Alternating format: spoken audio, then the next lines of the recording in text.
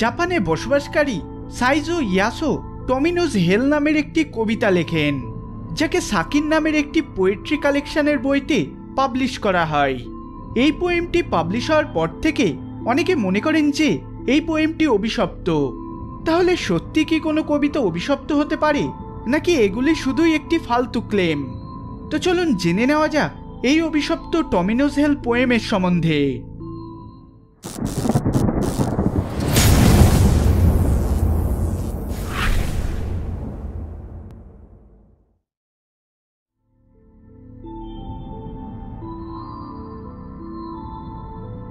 1920 সালের দিকে লোকেরা মনে করত যে কেউ এই টমিনোজ হেল কবিতাটিকে জোরে জোরে পড়ত, তার সাথেই হয়তো অ্যাক্সিডেন্ট হয়ে যেত বা কোনো পার্সোনাল লস অর্থাৎ মৃত্যু পর্যন্ত হতে পারত।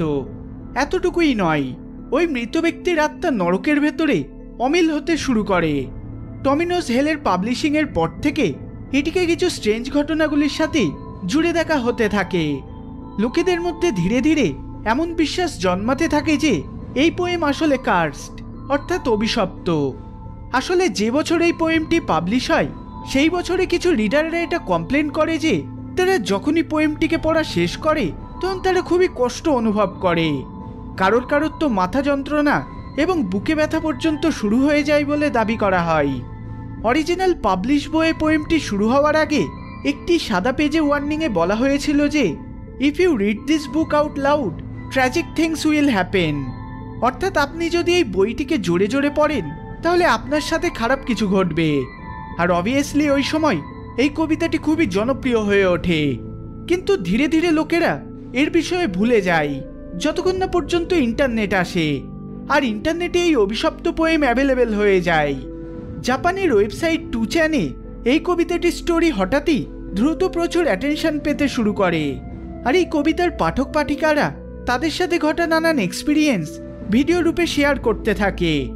আরও একটি ঘটনার কথা বললে 2000 সালে জাপানের কিছু সুইসাইড কেসে একটি জিনিস কমন পাওয়া যায়, যে সকল লোকেরা সুইসাইড করেছিল তাদের প্রত্যেকেরই ঘরে ওই পোয়েমটি রাখা ছিল।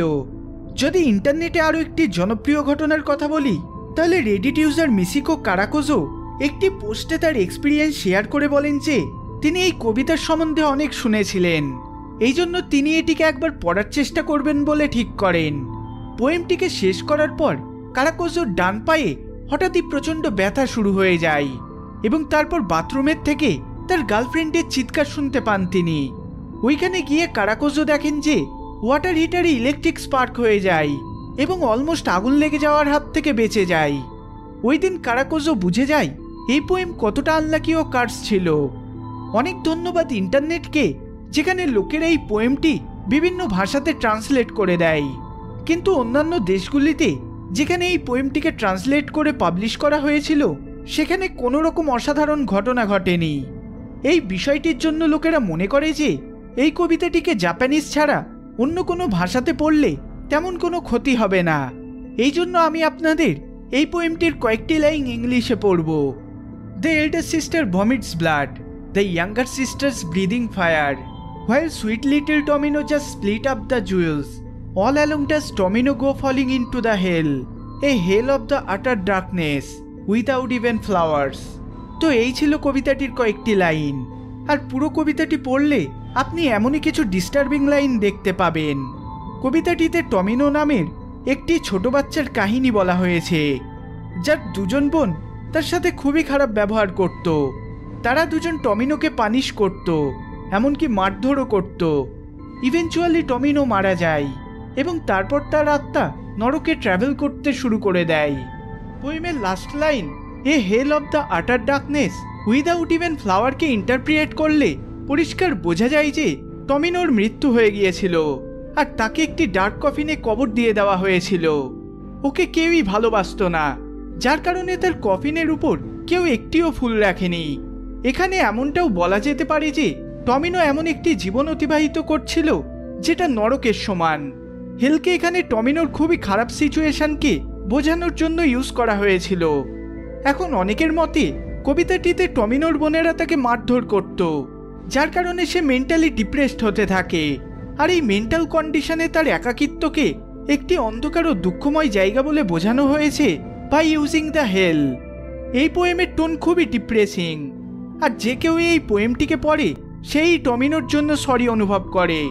এবার আমি সবাইকে একটাই জিনিস সাজেস্ট করব যে আপনারা এই কবিতাটির থেকে দূরে থাকুন। এবার যদি আমরা টমিনোস হেলের রাইটার সাইজো ইয়াসোর কথা বলি, তাহলে কেউই সঠিকভাবে কোনো ইনফরমেশন দিতে পারবে না। কিন্তু এমনটা বলা হয় যে তিনি এই কবিতাটিকে তার বোন বা বাবার মৃত্যুর পর লিখেছিলেন। তিনি এই কবিতার বেশ কিছু শব্দকে এমনভাবে সাজিয়েছেন যেগুলি পাঠক পাঠিকার মনের মধ্যেকার ইমোশনকে ট্রিগার করে তোলে, যার কারণে অন্যান্য ভাষাতে ট্রান্সলেট করার পরও এটা অরিজিনাল মেটেরিয়ালের মতো সঠিক ও ইমোশনাল হতে পারেনি। আর হয়তো এই কারণেই অরিজিনাল পোয়েমটিকে পড়ে লোকেরা ইমোশনালি ট্রিগার হয়ে পড়ে, কারণ তারা তাদের জীবনের কোনো ভুল বা ডিপ্রেসিং মোমেন্টকে এটার সাথে কানেক্ট করতে থাকে। আর এই ইমোশনস লোকেদের খারাপ কোনো কাজ করতে বাধ্য করায়, যার পর থেকে এটিকে অভিশপ্ত বলে সবাই মনে করতে থাকে। দ্বিতীয় দিকে এমনও বলা হয় যে টমিনোস হেলের রাইটার খুবই বেদনাদায়ক পার্সোনাল লসকে এক্সপিরিয়েন্স করেছিলেন, আর এই জন্যই তাকে মেন্টালি সাফার করতে হয়েছিল। ওই সময় তাকে কেউই সাপোর্ট করতে না আসায় মৃত্যুর আগে তিনি টমিনোস হেলকে অভিশাপ হিসেবে ক্রিয়েট করেন। তিনি চাইছিলেন এই পোয়েমটিকে পড়ে লোকেরা জানতে পারবে রাইটার কীরকম ইমোশনাল ও ডিপ্রেসিং সিচুয়েশনের মধ্য দিয়ে যাচ্ছিলেন। এবার আপনাদের মধ্যে অনেকেই জানতে চাইবেন এই পোয়েমটির বিষয়ে আমার পার্সোনাল ওপিনিয়ন কি। সত্যি কি এই কবিতাটি অভিশপ্ত, নাকি এই সমস্ত কিছু লোকেদের মন গড়া কাহিনী?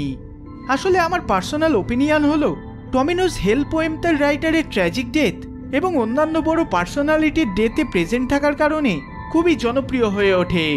কিছু লোকেরা ফেম পাওয়ার লোভে বা অন্যদের ভয় দেখানোর জন্য এই পোয়েম সম্পর্কে মিথ্যা গালগল্প প্রচার করতে থাকে, যেমন পোয়েমটিকে পড়ার পর আমার মাথায় যন্ত্রণা হয় বা আমার অ্যাক্সিডেন্ট হয় ইত্যাদি। টমিনোস হেল পোয়েমকে নিয়ে লোকেরা হাজারেরও বেশি ঘটনা শেয়ার করেছেন, কিন্তু ওই সকল ঘটনাগুলির মধ্যে খুব কম ঘটনাই সত্য হবে। ইনফ্যাক্ট কোইন্সিডেন্টলি কারোর সাথে খারাপ কিছু ঘটেও থাকে, তাহলে সে সেটাকে এই পোয়েমের সাথে জুড়ে দেখতে থাকে। এই পোয়েম রিডারদের উপর সাইকোলজিক্যাল প্রভাব ফেলে, যার জন্য লোকেরা বিশ্বাস করতে থাকে যে তাদের সাথে হয়তো খারাপ কিছু ঘটবে। এবার অনেক সময় কিছু এমন ব্যক্তিরাও এই পোয়েমকে পড়ে ফেলে যারা অলরেডি তাদের লাইফে খারাপ সময়ের মধ্য দিয়ে যাচ্ছে, আর যেহেতু এই পোয়েম লোকেদের ইমোশনালি ট্রিগার করতে পারে, সেহেতু এই পোয়েমকে পড়ার পর তারা আরও ডিপ্রেসড ফিল করতে থাকে। আর এই কারণেই আমি আপনাদের এই পোয়েমটির থেকে দূরে থাকারই উপদেশ দেব।